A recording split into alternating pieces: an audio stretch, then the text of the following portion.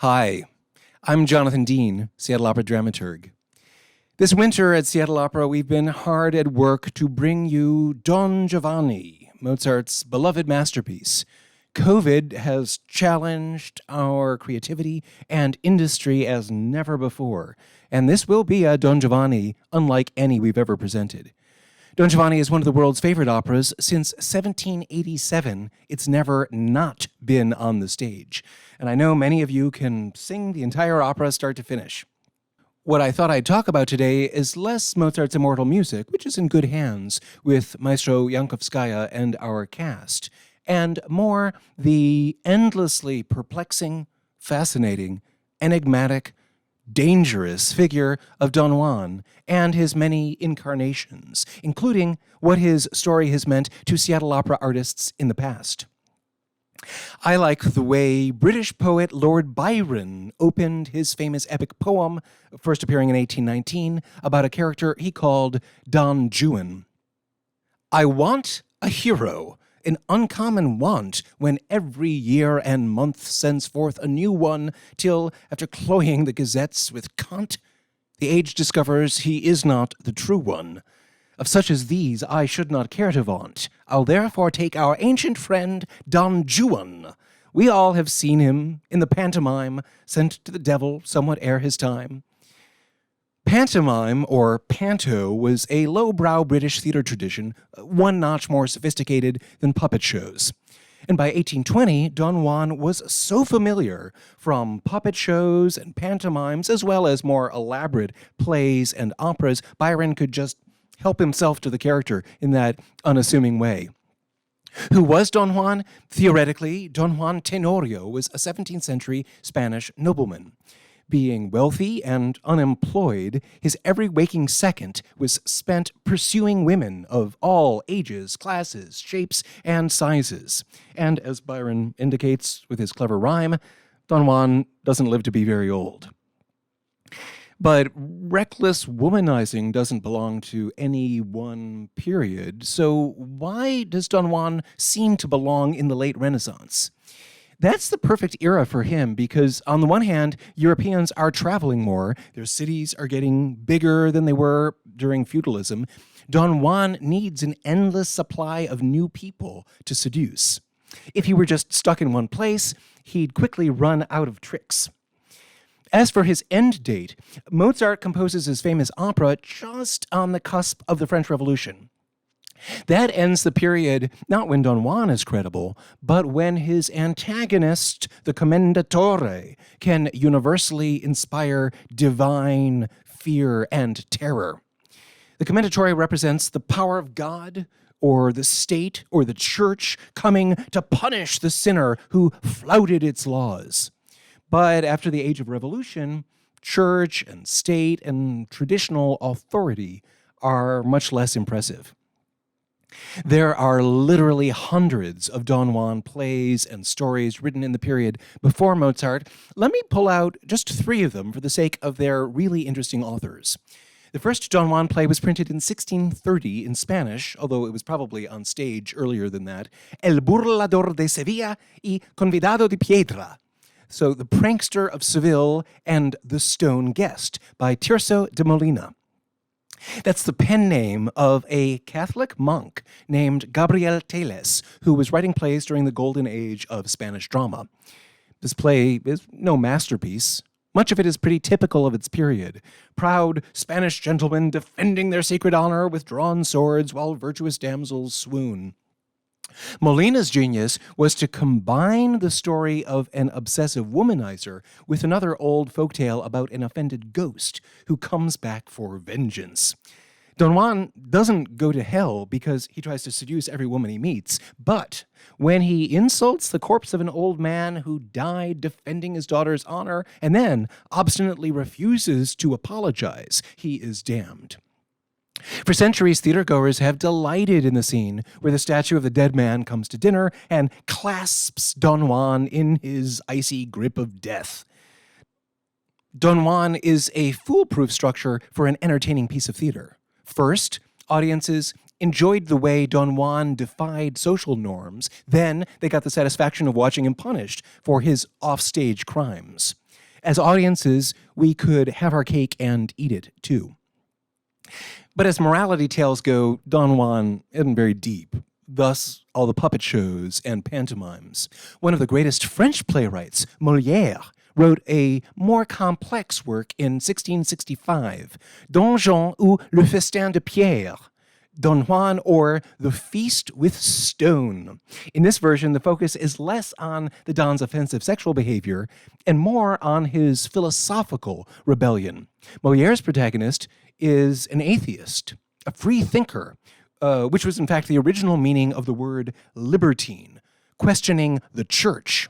You couldn't begin to get away with that in Spain, the original home of the story. Even in Molière's day, Spain was still dominated by the Inquisition. Molière's play was censored up in France. It would be another century before the philosophes of the French Enlightenment popularized atheism and disrespect for traditional authority. Around the time those philosophes were getting going in France, the important Italian playwright Carlo Goldoni wrote an early play called Don Giovanni Tenorio. Goldoni pioneered the kind of theater known as dramma giocoso, joking drama, what we might call dramedy. It doesn't have the exaggerated and unrealistic nobility of opera seria, serious opera, nor is it as frivolous and full of clownish antics as opera buffa.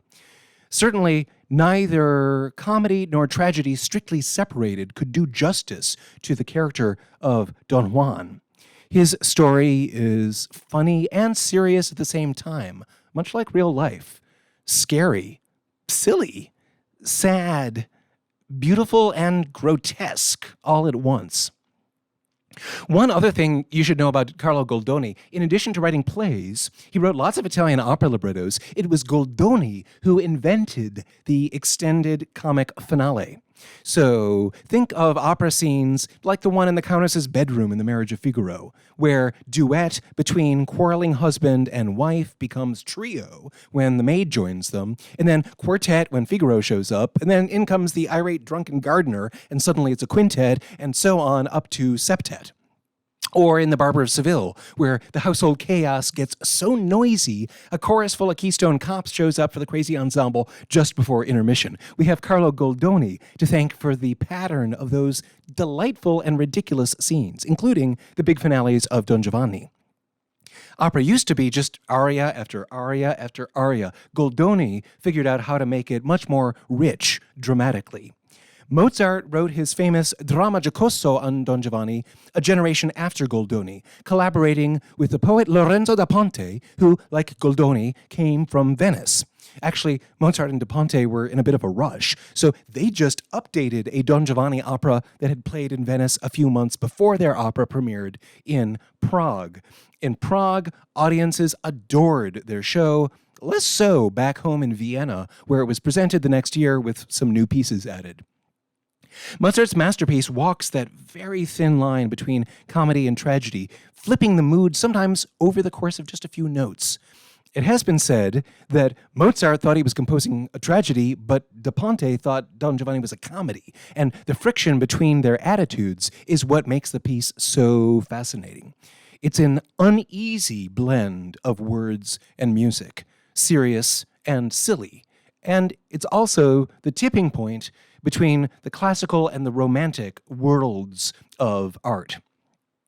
There have been many more Don Juans since 1787 when Mozart's opera premiered, including the epic poem by Byron that I mentioned earlier, but rather than detail all of those, I'd like to switch gears and share with you some of the Don Giovannis that have appeared on stage at Seattle Opera.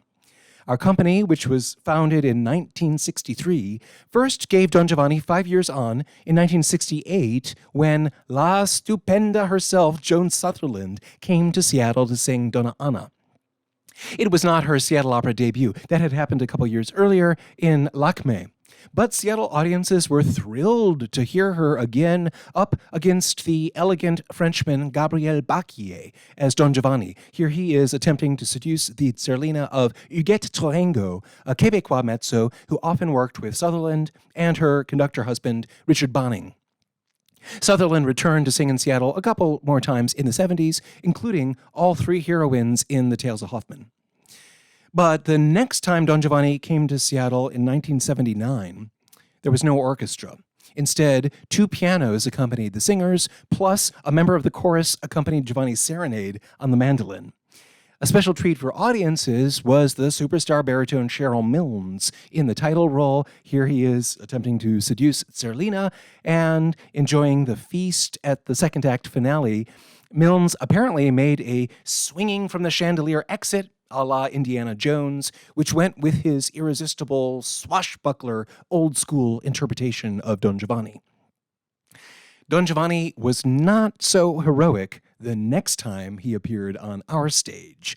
Spate Jenkins took over Seattle Opera from Glenn Ross in 1983. He came from a different generation, saw things differently. From his years as a critic, he also knew that Don Giovanni is a difficult opera to present in the theater in a satisfying way. People love the music, but it's easy for the ideas to become muddled. The first Don Giovanni Spate produced was probably the single most controversial production in the history of Seattle Opera.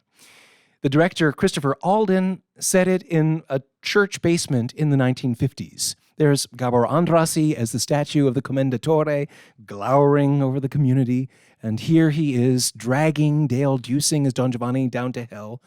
I wasn't there, so I can't speak to this production from personal experience, but I've heard from many people who loved it and many who hated it, all of whom remembered it in great detail decades later. Some of those who hated it may have simply missed seeing period costumes. To them I say, yes, period costumes can be lovely, but even more important is your comprehension of the characters and the drama. Even if Cheryl Milnes looked good in his Renaissance doublet and hose, Don Giovanni is a sociopath, if not a psychopath. So don't be fooled by how he looks. The man leaves destruction and despair everywhere he goes. In this photo from our 1991 Don Giovanni, Leporello is trying to explain what just happened to Zerlina, while Mazzetto looks overwhelmed and poor Donna Anna is down for the count. The people I know who loved that production treasured it for its intense and overwhelming human drama. But that production was so controversial, there were people who canceled their subscriptions to Seattle Opera on account of it. So the next time Seattle Opera gave Don Giovanni, Spate played it a bit safer and hired artists who set it in Mozart's period. I worked on that production, which I remember thinking of as the Goya Don Giovanni because there were all these monsters straight from the pages of Goya's Los Caprichos swarming around the stage. This photo shows tenor Kurt Streit as Don Ottavio confronting Don Giovanni in the Act 1 finale. Giovanni was sung by Jason Howard. Here he is with Donna Elvira, the very young Christine Goerke. In this interpretation, Don Giovanni was decidedly unheroic. In their opening duel, the old Commendatore actually knocked his sword out of his hands, whereupon Giovanni drew out a pistol and shot the old man to death. Another Indiana Jones moment. That's in case any of you were misled by how good he looked in those period clothes and were tempted to think of him with sympathy. A year later, Seattle Opera gave Don Giovanni for the first time with the singers of our Young Artists program, a bunch of unknown kids right out of college, including tenor Lawrence Brownlee, who sang Ottavio, and Mary Elizabeth Williams, who took on Donna Elvira. The very young David Adam Moore shared the role of Don Giovanni with Morgan Smith in that Young Artists Don Giovanni. We performed it in a small theater over in Bellevue. That show was really kind of embryonic. For itself, it wasn't particularly distinguished, but all those singers went on to extraordinary things. On the main stage, Seattle Opera created an intriguing Don Giovanni production in 2007, one which we revived in 2014. In 2007, the opera belonged to the Polish baritone Mariusz Kwiecień as Don Giovanni, who was totally evil, yet totally charismatic. Here he is with Eilish Tynan as Zerlina, while the wonderful Kevin Burdett as Mazzetto looks increasingly unhappy. Morgan Smith also sang some of those performances. Here he is with Francita Whelan as Donna Anna. In that interpretation, Don Giovanni was so charismatic that Anna couldn't break his spell by herself. She turned to Don Ottavio for help, with the end result that the fantastic tenor Richard Croft was able to make a tragic character out of Ottavio. He wanted to do the right thing, but found himself in an impossible situation. The commendatore sang into a microphone, which gave his voice this scary, cavernous quality. It helped that in 2007, our commendatore was Vladimir Ognovienko, this marvelous Russian bass whose voice already sounded like it was carved out of granite. Before we revived that one on the main stage, we presented another Don Giovanni in 2011 with the young artists over in Bellevue. I'll always remember that one as our Fellini Don Giovanni. The costumes set it in mid-20th century Italy, and we used projections to give it a sense of la dolce vita. Marcy Stonikis, then in her second year in the Young Artist Program, was a formidable Donna Anna, a bit more than her Ottavio Andrew Stenson could handle. The two of them have since given us many wonderful performances. The other thing about that 2011 Don Giovanni, that was the only time we ever did the buffo duet for Zerlina and Leporello, added by Mozart when the opera first went to Vienna. Zerlina threatens to torture and kill Leporello. He complains in his usual ineffectual way, then escapes when Mazzetto shows up. Musically, that duet is undistinguished, and the opera is already plenty long, which is why it's so often cut. When we revived our 2007 Don Giovanni in 2014, there was a wonderful cast across the board. Here's Nicolas Cavalier as the Don, with the masked trio of Elizabeth Caballero, Lawrence Brownlee, by 2014 a world superstar, and Aaron Wall. Many people told me this was the funniest Don Giovanni they ever attended. If so, I think it was probably because the performers were really funny people. Here's Eric Anstein as Leporello, making up dumb excuses. Evan Boyer and Cecilia Hall as Mazzetto and Zerlina are at least listening to him. Lawrence Brownlee as Don Ottavio looks like he's already tuned that idiot out. 2 years after that production, #MeToo changed how we as a community respond to and deal with Don Juan. The Don Giovanni we're creating this year will be our first since that movement began. Mozart and Da Ponte's opera is still every bit as worthy of your consideration as it always has been, maybe even more so now. But this time, perhaps you'll find you think differently about Don Giovanni and Leporello, Donna Anna and Donna Elvira and Zerlina. That's the thing about great works of art. They change as we change.